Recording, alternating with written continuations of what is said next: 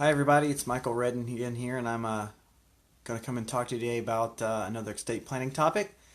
Today we're going to talk about trusts in general. A lot of folks say that certain celebrities have trusts, and a lot of the wealthy have trusts, and they say, hey, I don't have a lot. Do I really need a trust?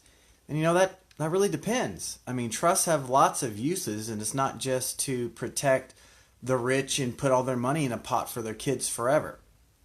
Firstly, trusts are a pretty big component in avoiding probate. And if you want things to go over smoothly to the next generation and not have to go through the formal probate process or any kind of probate process, then trusts are a really good tool for that.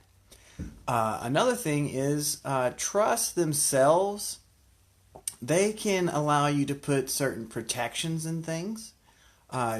Generally, we're not going to want to give just a lot of money outright to our kids if they're 15, 16 years old.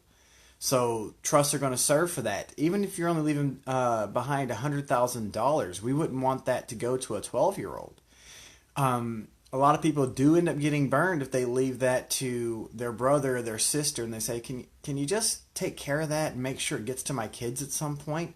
You want that kind of thing formalized. You want that understanding to be there and to be legally enforceable. Another reason you might want to leave that stuff behind is because life's messy today. Sometimes people get divorced. And at least in our state, if you leave your money to your children in a trust, then it's not going to be able to be used for alimony and things, and it can't be split up for divorce. Life also happens in other regards. If your kids get sued, or maybe they have some bad debts when they're young. Lots of us when we were younger may have had a time or two when we had some financial difficulty.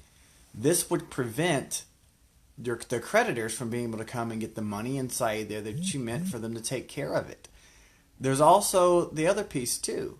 Maybe you feel strongly because you earned this money and things like that. So you want that money to be used for certain things and only those things. You would need a trust for that. The other big reason a lot of folks need trusts, even if they're not wealthy, is because they want to keep certain things in the family. Maybe you've got that cabin on the lake or that farmland that you want to keep inside the family, or that business that you want to keep inside the family. There's really no better way to do that than to put that in a trust and have just the family be the people who benefit, set the rules by which in-laws and new people can come in and use those things and not put them at risk. That's really it's a lot of the things you should think about when you're thinking about trust. They're another tool there, but they're not as simple as a will, because you get to actually control what happens with the stuff after you pass it on. And sometimes we need those controls. We may trust our kids in things, but when they put those controls on it, they really put them on for the next generation.